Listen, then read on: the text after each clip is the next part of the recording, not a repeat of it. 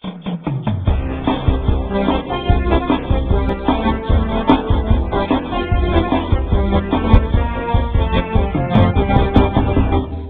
morning and welcome to the April 21st, 2012 TV Toastmasters meeting. We have a really good program today in store for all of you. We have our studio audience here and those of you looking in from home. We meet the first Thursday and the third Saturday of each month at the Anderson Union Center in the Anderson Community Television TV studio. If you've ever thought of coming to visit us, we would love to have you come and see us. As you'll see from our program today, we have a very interesting program. We have 3 speakers with us this morning, as well as their evaluation, and we have our impromptu speaking. But I don't want to take away too much from our Toastmaster for the day, so help me welcome Paul Wessels, our Toastmaster for today's meeting. Paul? Thank you, Steve. TV audience, our Toastmaster meeting here consists of 4 major parts. Here we'd like to start with the word of the day. And what the word of the day is, it's a way that we can utilize a new word. We introduce a new word, and we use that word throughout the meeting when we're up here speaking. Second, we move into table topics. In table topics, it gives participants a way to practice thinking on their feet. It's a 1 to 2 minute impromptu speech, and it's a response to that impromptu question. Third, we move into the prepared speech section. Here, members present speeches based on projects that they're working on. And then finally, evaluations. Each prepared speech and leadership role is evaluated verbally by one of the Toastmasters. So we've got a lot on our plate today.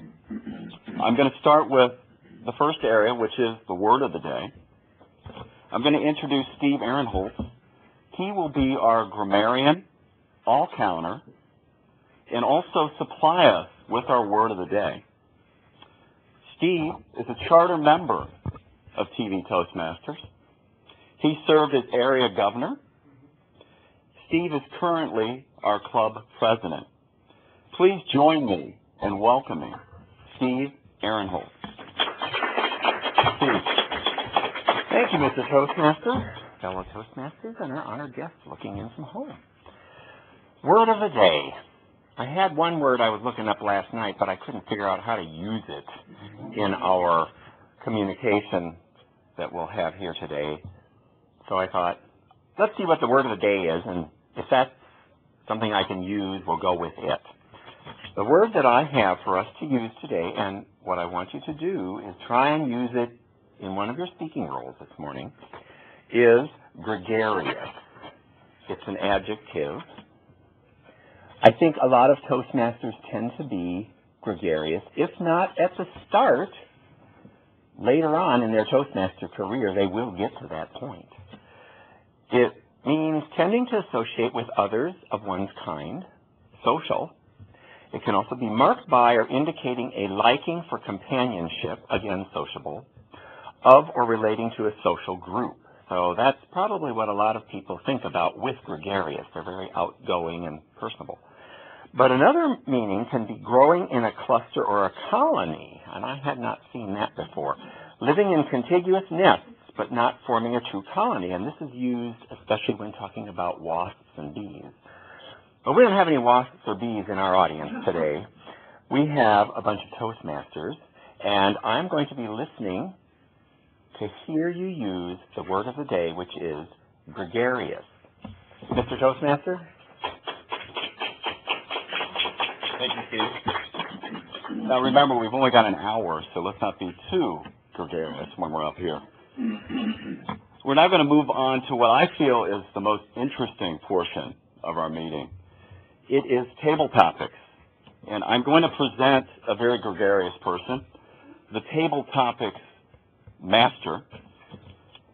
That person, Rita Ferguson, she has been a Toastmaster for 6 years. She is currently our club VP of Public Relations, and well qualified to lead us in our table topics today. Please join me in welcoming Rita Ferguson. Rita? Good morning, fellow Toastmasters and our viewing audience. Springtime, this is the time when we've realized that many of our possessions in our basement and in our garage have become gregarious, and it's time to remove the clutter. It's time to take that deep breath, get fresh air in our lungs, and exhale the old. It's time to get rid of those old possessions to make room, inevitably, for the new. So if you were given the time needed to do some cleaning, what job would you tackle, and how much time would you need? Darren.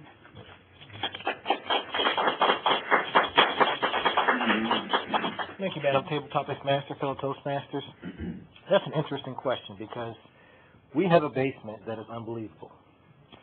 My sister-in-law and different people come and they ask, well, who's the family who lives in your basement now? Because for all the world, it looks like there's a group of people living down there. There's so much stuff in our basement. And we have always planned to go through this massive cleaning, and there's a yard sale every year in our subdivision. And for some reason, every year there's something we have to do, and we can never participate in it. But once we do, I mean, we're going to pull in so much money, it's going to be unbelievable. But we would probably need a good 3 days to really do justice to our basement. We have one child, and that will be the only child we have. So we have every piece of clothing and toy and crib, all that stuff is still in our basement. We've never gotten rid of it. So we've talked about having a massive trip to the Goodwill or Salvation Army to give some of it away, or a garage sale, but that's a great idea. I should probably just take 3 days off from work one week and just do a massive cleaning in our basement. But that's quite the task. Thank you. Thank you, Darren. We fall into different categories. Some people like to throw things away and actually take a lot of pleasure and joy in doing that. And other people like to save things. My personal history is in my closet. It's kind of my little memory bank. So sometimes the organizer throws things away, but the first rule in my house, because my husband's the organizer, is if it's not yours, don't touch it. So if you are the organizer, have you ever done this to someone, thrown away somebody else's possession? Or if you're the person who's a saver, has this ever happened where somebody has thrown away your possession? And even worse, have you ever thrown away something that you think you're not going to need, and then all of a sudden you go, oh, geez, I wish I had that? Mary, can you tell us about an instance where this may have happened to you?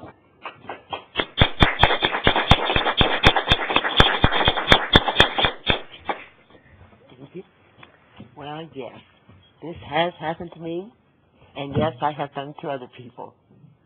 I have a roommate, ex-roommate, I just got rid of. The thing is, I've got his possessions. I can't get rid of them. He promised to send it up to Michigan and hasn't done it yet. But, yes, I've had things done to me where they've thrown things away, and they thought, well, she doesn't need it. But, yes, I did. And I've done it to my daughter accidentally and never heard the end of that one.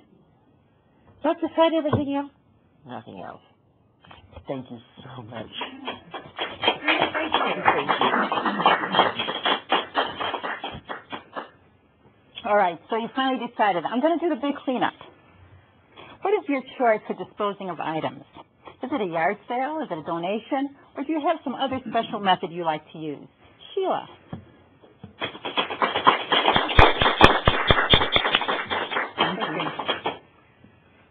I wish it was a yard sale because I'd make money, but it really is the simplest thing of all.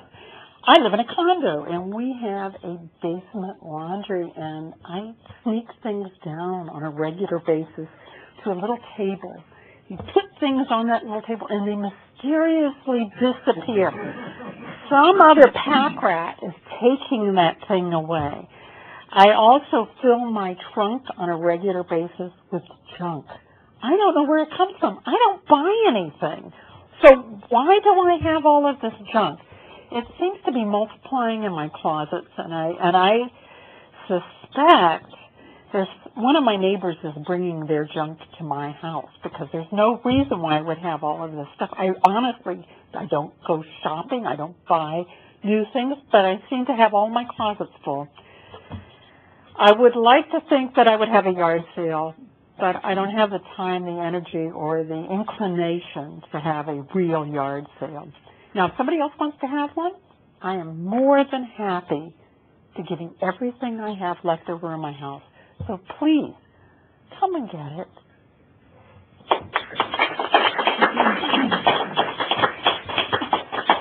So I want to thank our Toastmasters and our viewing audience for participating in the Tabletopics. And Sheila, I may be over to see what you've got there. Mr. Rita, Mr. Toastmaster. Thank you, Rita. And thanks everyone for participating in Tabletopics.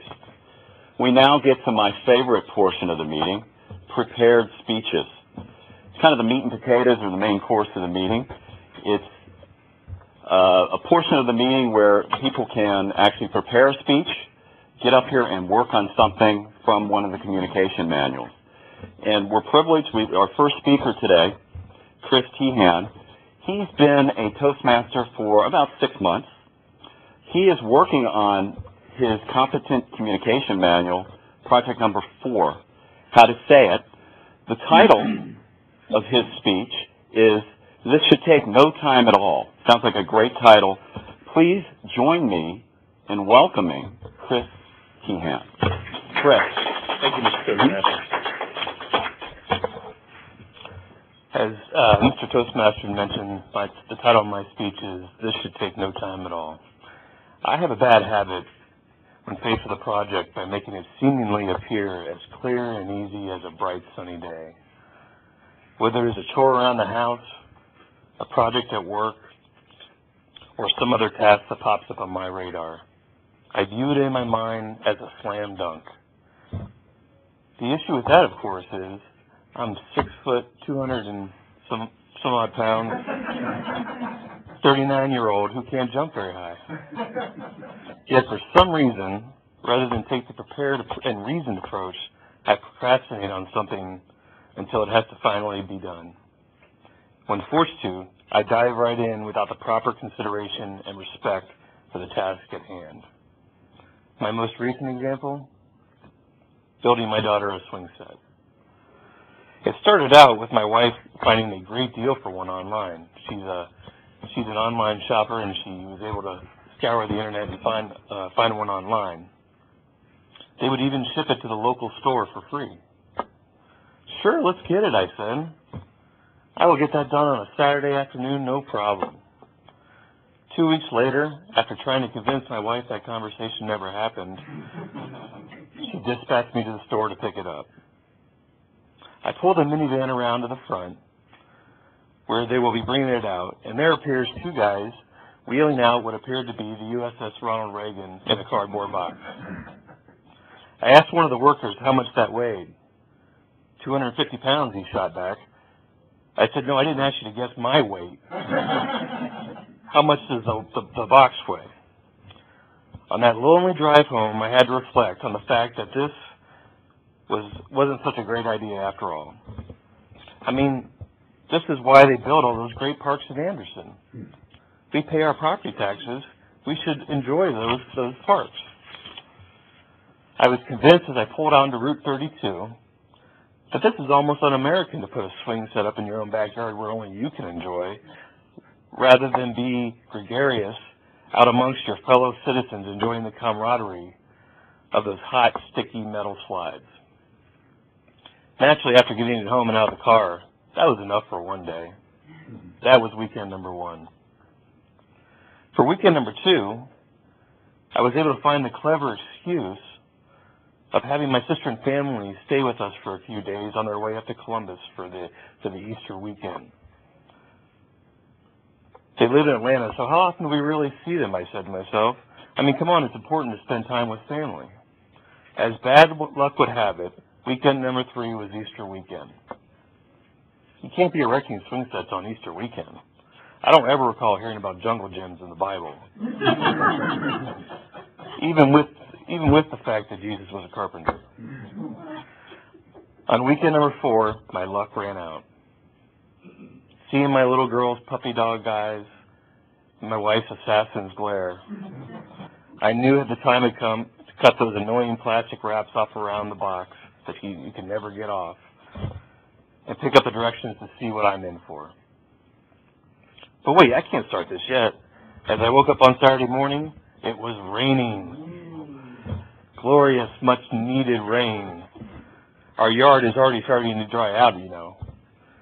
Sunday, clear skies. But wait, the area where the swing set is going to go, an old garden, needs to be cleared and tilled and flattened to make way for the swing set. You can't do this job halfway, you know. We need to build this to last. We are expecting our second child in August, after all. So off to Home Depot I went to rent a tiller. Don't worry, I told my wife. I'll till this up in the morning, get it flattened out, and I'll be working on this in the afternoon. I get the tiller to start up just fine, and I am ready to attack.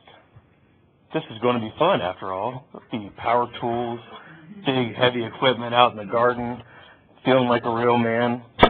4 hours later, I was feeling like Warhorse pulling the German cannons up the wet, muddy hill in World War I. Clearly, I was done for the day. That was cruel and unusual punishment. Weekend number 5 happens to be this weekend.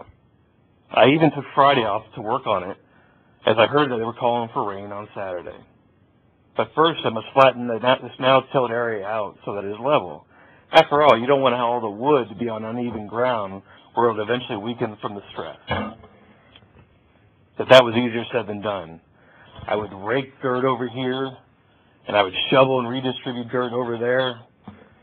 I also had to break down those annoying large chunks of mud into more manageable pieces to level it out. This was for my little girl's safety, after all, not because of my borderline OCD. 6 hours later, it was time for dinner. As we were sitting at dinner that night, I reflected on how long this project had taken, and how I thought it would take just one quick Saturday afternoon when I initially started it. Yet 5 weeks later, I was standing there looking at a somewhat level patch of earth, thinking, why do I always do this to myself? Why don't I take the time to contemplate the nature of the task and plan accordingly? For some reason, when it comes to these things, my sense of timing and space becomes warped as the cardboard box that swing set has been sitting in on the back porch for the last 5 weeks. I guess I'll never learn. By the way, guess what I'm doing this afternoon? Although I hear they're calling for more rain. Thank you, Mr. Toastmaster.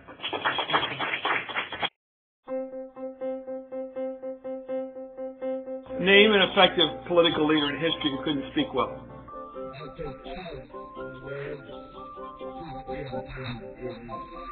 There aren't any.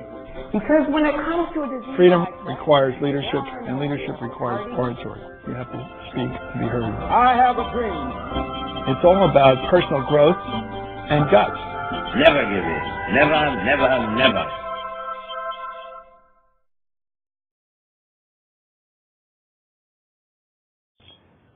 Our second prepared speech for today is going to be done by Michelle Hennekes.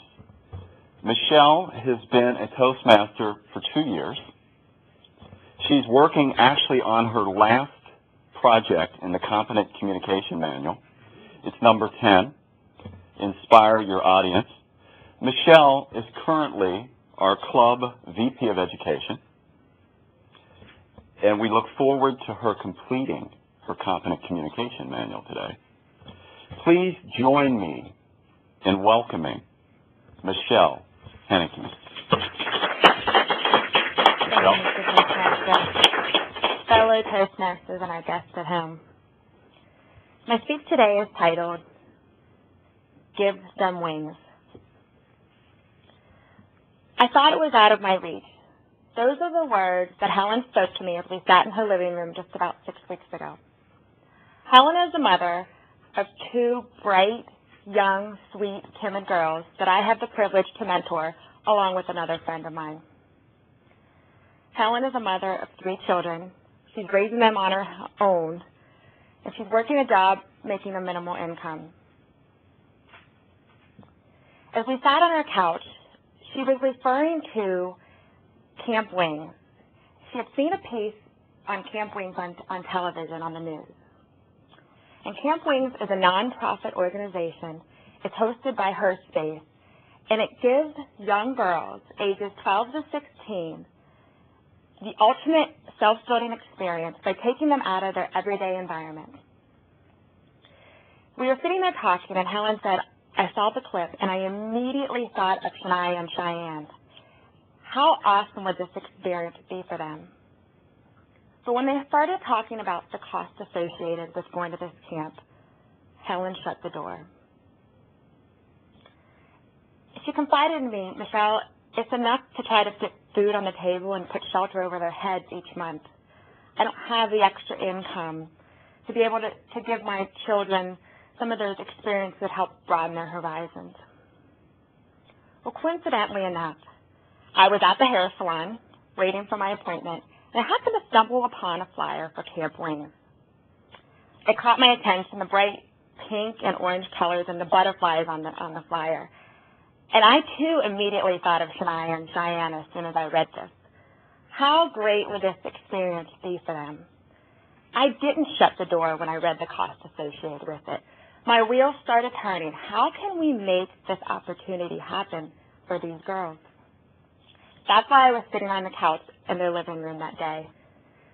Helen and I were sharing stories about her concerns. Her girls are 12. They're entering that difficult age, and she's afraid that they're going to get off on the wrong path because of their community and environment around them. How wonderful would it be if they get to go to Camp Wings? So I had Helen's buy-in. We're going to figure out how this is going to happen. So the first challenge was convincing the girls, it's a great idea to go away for a week in an unknown environment where you don't have your mom around. When we talked about the camp, Cheyenne chimed in, I don't like camp, there's bugs there.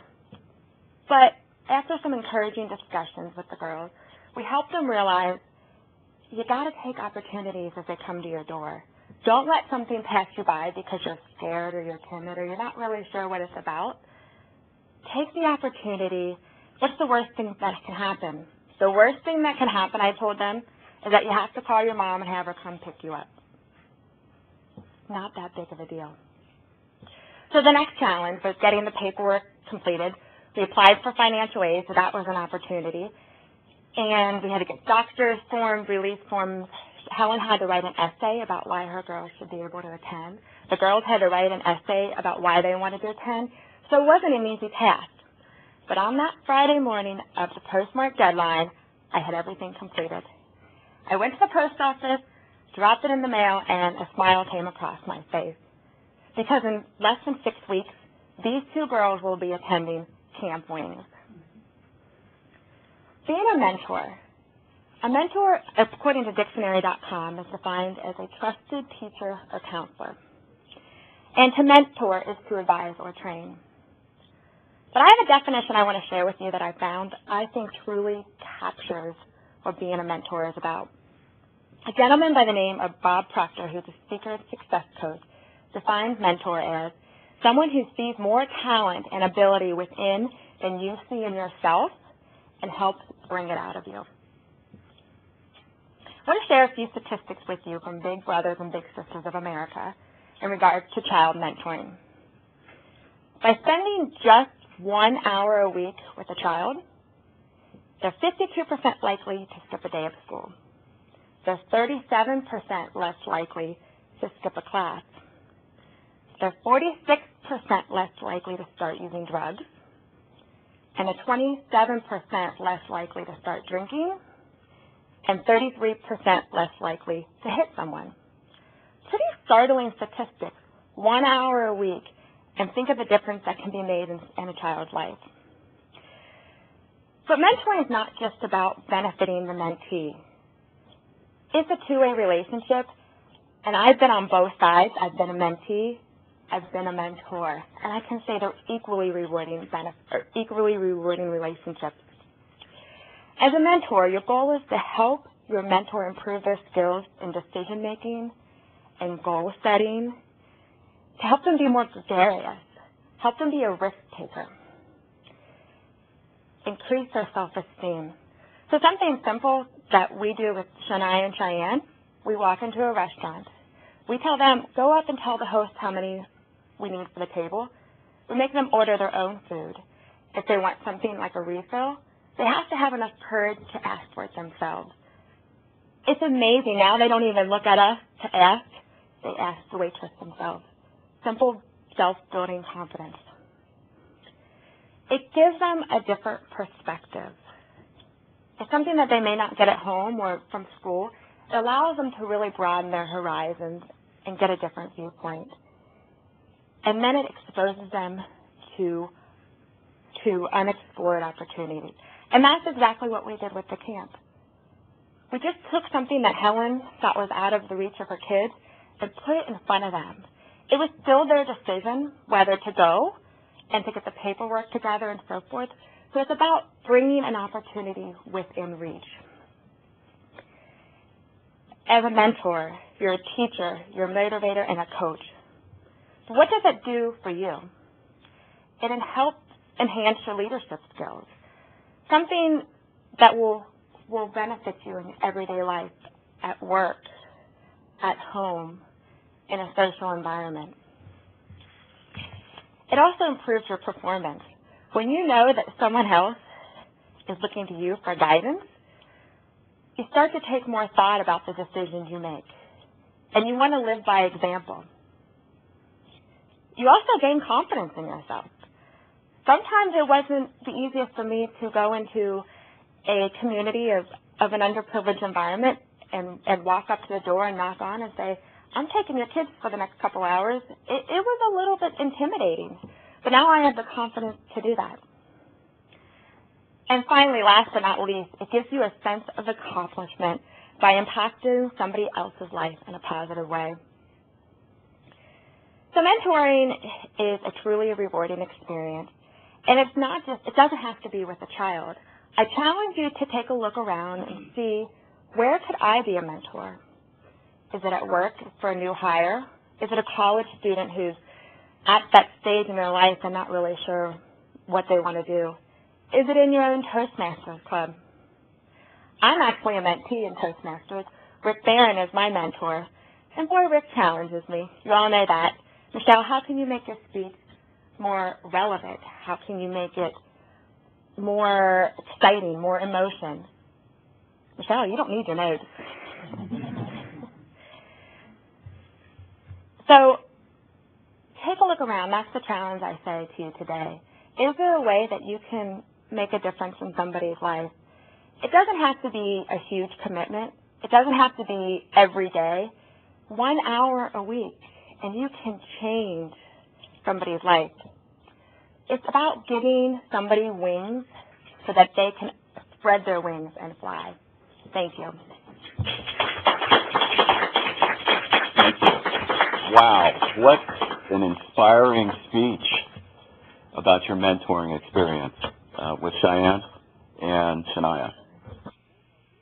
All the education in the world won't help you get ahead in life if you can't express your ideas effectively. Every day, competition for advancement gets tougher and tougher. You need an edge. A Toastmasters club can give you that edge. A low-cost learning experience for men and women.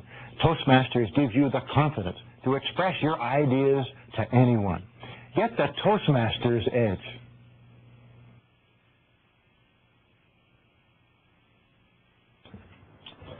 The Toastmasters Successful Club Series addresses topics that improve the quality of Toastmaster meetings. The presentations provide information to assist members in developing the skills necessary for their club's success.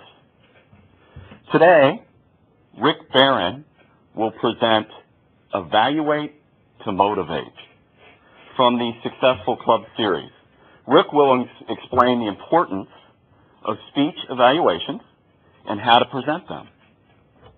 Rick is our current area governor, our past club president, and recently completed his Advanced Communicator Bronze Award. Please welcome Rick Barron presenting Evaluate to Motivate. Rick? Thank you, Paul. It was a warm summer day as I entered the basement of the gymnasium at Case Western Reserve University for my riflery class. The instructor collected us all together, introduced us to the firearm that would be our friend for the entire semester, showed us the prone position in which we'd be shooting, and then handed each of us a block of wood with 10 shells, and told us that our objective for the semester was to qualify on the National Rifle Association sharpshooter scale. My gym class consisted of coming in, laying down, and squeezing off 10 shots, and getting up and leaving. But there was one very important piece of that class, and that was pulling that target back and scoring my round. Could you imagine trying to qualify as a sharpshooter without ever looking at the target? No, we would never do anything like that.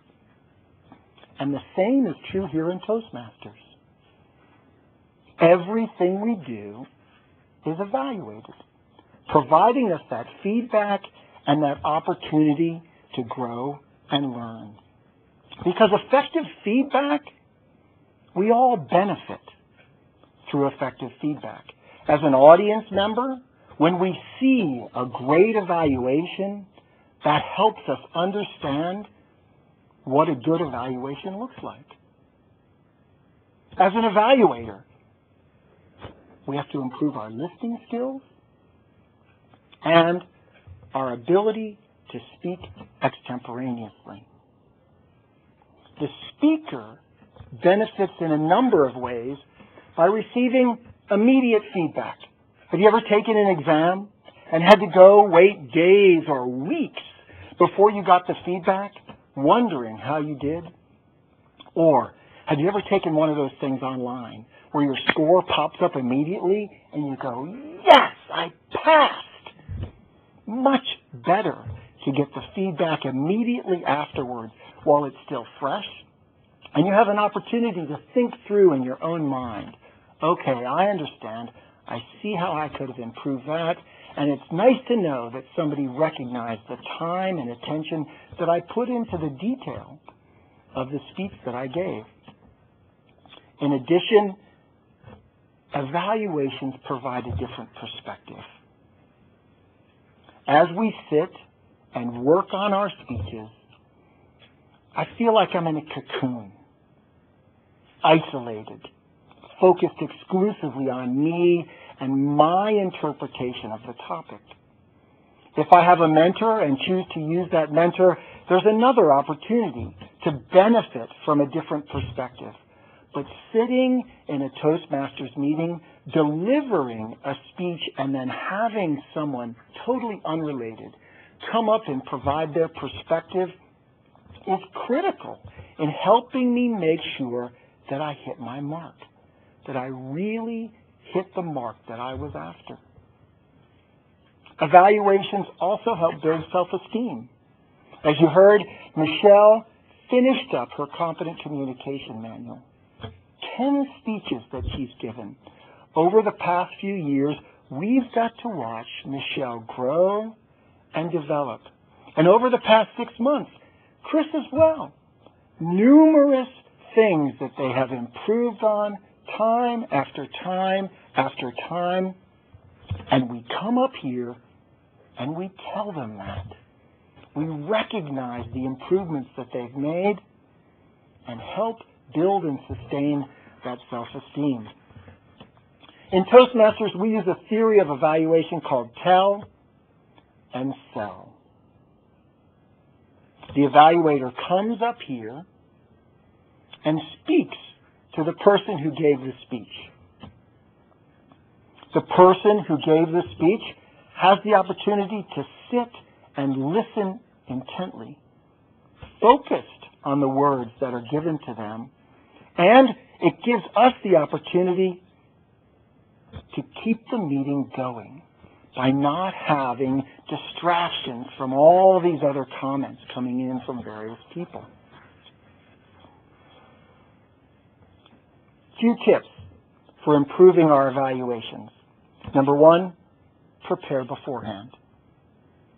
Take a look at the objectives of the speech. Look at the evaluation guide and speak to the person giving the presentation and ask them, is there anything specific that you'd like me to look for? In addition, as you're sitting in the audience, listen intently. Show them that you're focused on them and you're not busy doing something else. Personalize the evaluation by putting yourself in their shoes. Really asking yourself, if it had been me giving that speech, what would be helpful? And what would I want to be recognized for? Share what you saw, what you heard, and how it made you feel. In evaluating your speech, make sure that you realize that your focus is to support, help, and encourage them to come back and speak again. And you need to make sure that you are evaluating the speech itself and not the individual. Providing honest and sincere praise, positive reinforcement, and helpful direction. It's also important, I believe, to end on a positive note. Making sure to avoid evaluations that are 100% praise. If every evaluation that we give is always praise, praise, praise, with no room for improvement, what's the real reason for coming up here? Because we all want to grow. We all want to develop. Back to my shooting example, we always hear ready, aim, fire. But what we don't hear is score. Ready, aim, fire, score the target. And that's what we do at Toastmasters, is we evaluate and score one another. I hope you will take one of these tips and incorporate them in your next evaluation. Mr. Toastmaster. Thank you. What a fantastic speech about evaluation. Nice and thorough, but not too gregarious. Right, Rick? One thing to note here about TV Toastmasters is that you can get a little bit different type of feedback. We actually tape each program, and you can get a copy of that tape. So you not only get evaluated by your fellow Toastmasters, you can take it home and kind of evaluate yourself. And a lot of times I'm much harder on myself than the evaluators were in the audience. So keep that in mind with this particular club. Thank you very much. And now for our next speaker, Stanley Littner.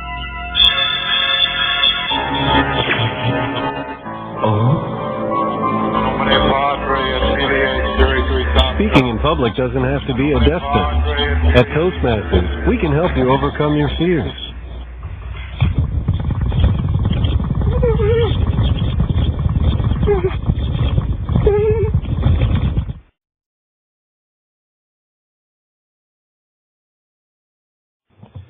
As Rick was explaining, one of the most important parts of our meeting is the evaluation portion, and we are now to the general evaluator portion or general evaluation portion of the meeting. I'd like to introduce our general evaluator for today. We are in for a treat today.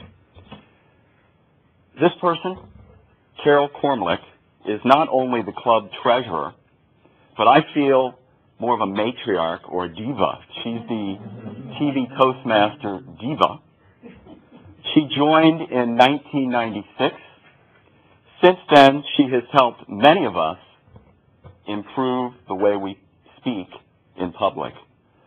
I'd like to introduce, and please join me in welcoming Carol Cormlick. Carol.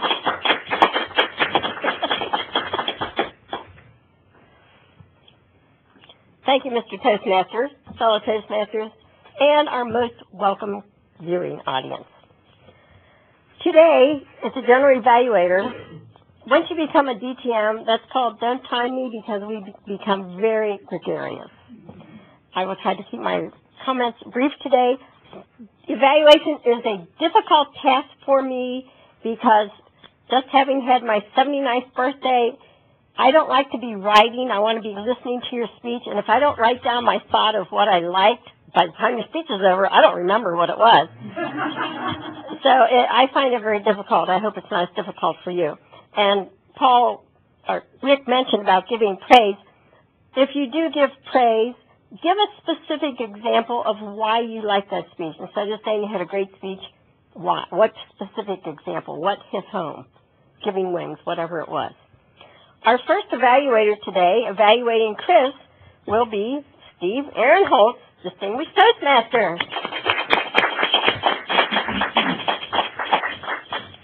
Thank you, Madam General Evaluator, fellow Toastmasters, our honored guests looking in from home, and Chris.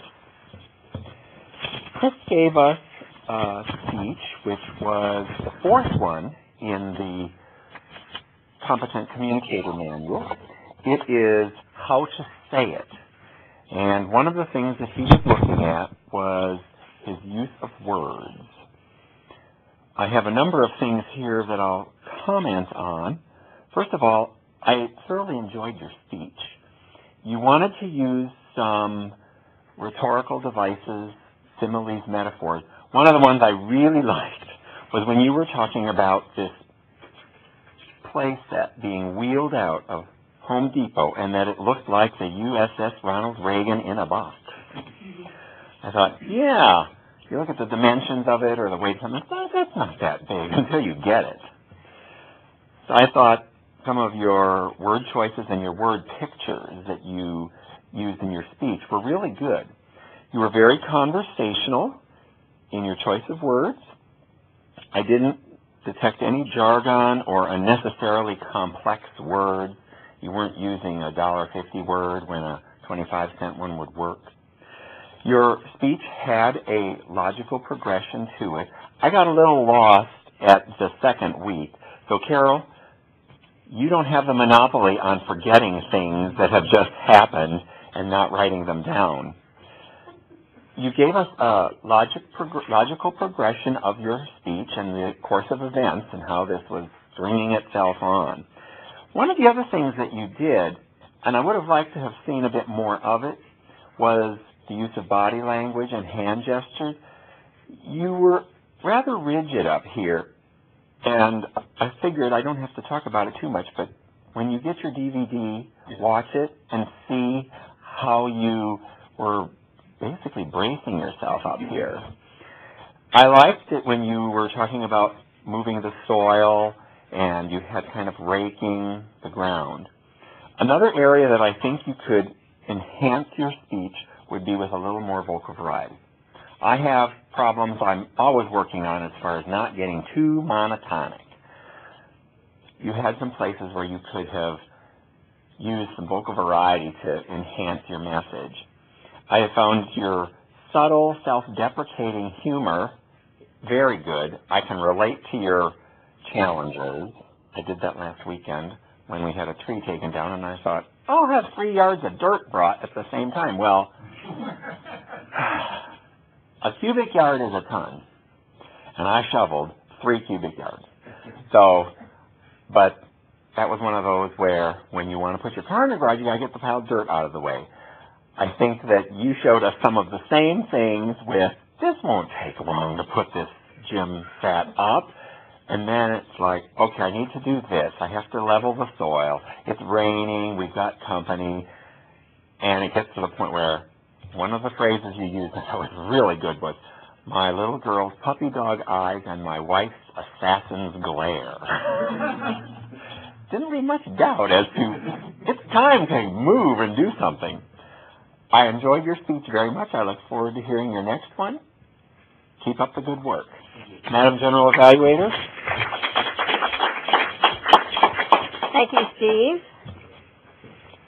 Our next evaluator for Michelle will be Darren Henderson. He's an advanced communicator bronze. Let us welcome Darren Henderson. Thank you, Madam General Evaluator, fellow Toastmasters, and especially Michelle. So, Michelle, this is your graduation speech. So, good job. The speech is titled Spread Your Wings. This was speech 10, Inspire Your Audience. And your objectives were to inspire the audience by appealing to the noble motives and challenging the audience to achieve a higher level of achievement and benefits, and to appeal to the audience's needs and emotions using stories, anecdotes, quotes, and to add drama.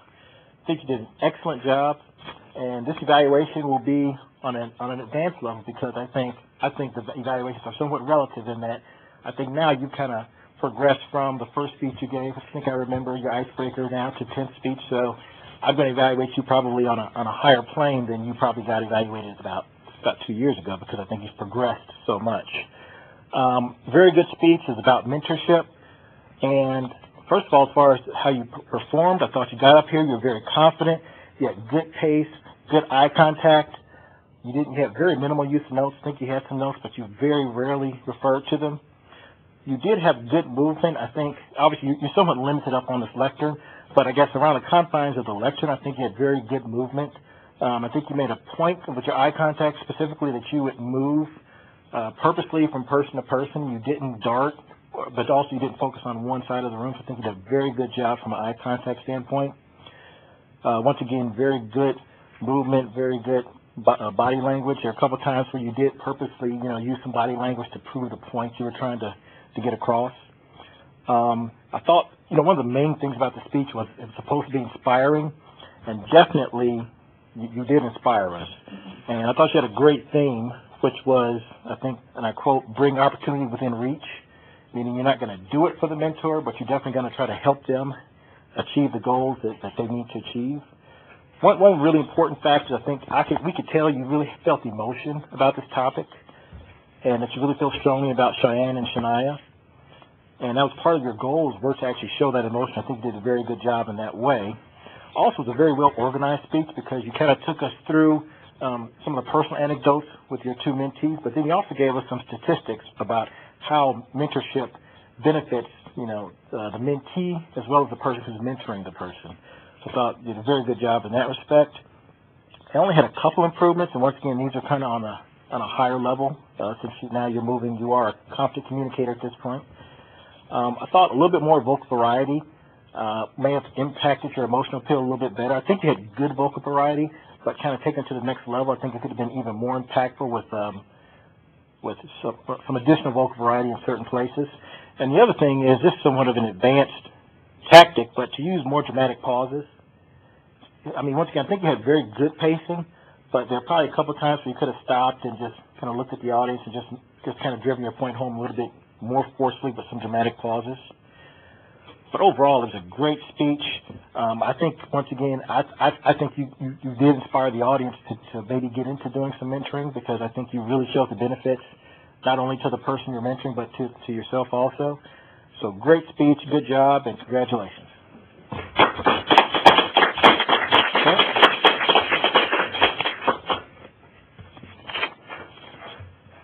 Thank you, Darren, for that great evaluation.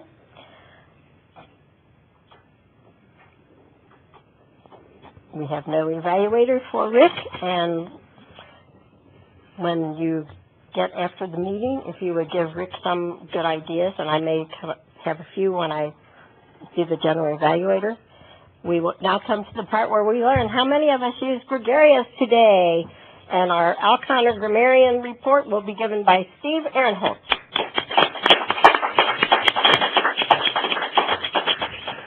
Thank you, Madam General Evaluator, fellow Toastmasters, our guests looking in. My role as grammarian and counter is to look for some of the crutches that we use in our speaking, as well as some of the unnecessary fillers like the ahs and ums. I also keep track of who all used the word of the day. I don't think you all use the word of the day as a correct grammatical construction either. The word of the day was used twice by Paul. Rita used it once. Chris used it once. Carol used it once. So we did have some people using the word of the day, which was gregarious. Our ahs and ums, most of us did really well today. I didn't detect very many of those. One person I did want to talk to is Darren. Where'd he go? Oh, okay. He did really well in not using any ahs or ums in his Tabletopics, but then he had 7 of them in his evaluation. So I don't know whether it was part of the process of assembling your presentation as you are doing the evaluation, which is often what an evaluation is. It's a combination of a prepared presentation and Tabletopics, because you have your written evaluation form that you're working with. At the same time, you're presenting and verbalizing your evaluation. So he did a very good job. Darren always does excellent evaluations. What else do I have here? I'm a person who likes to string things together with lots of so's, ands, and buts. And today, I noticed we were using buts. We wouldn't use a lot of ands or so's to string everything together, but I did detect a number of buts throughout our meeting. And this was the buts that people use when they're speaking. Chris, good job. No ahs. I was looking for that because that was one of the things we talked about before the meeting. I didn't detect any of those. Another phrase that I heard used several times was kinda. Kinda, second to that was you know.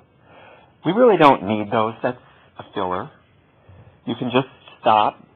You can also say kind of if it's appropriate for what you're talking about. But overall, I had to listen very carefully today to figure out what I was going to give you folks as an evaluation. Madam General Evaluator?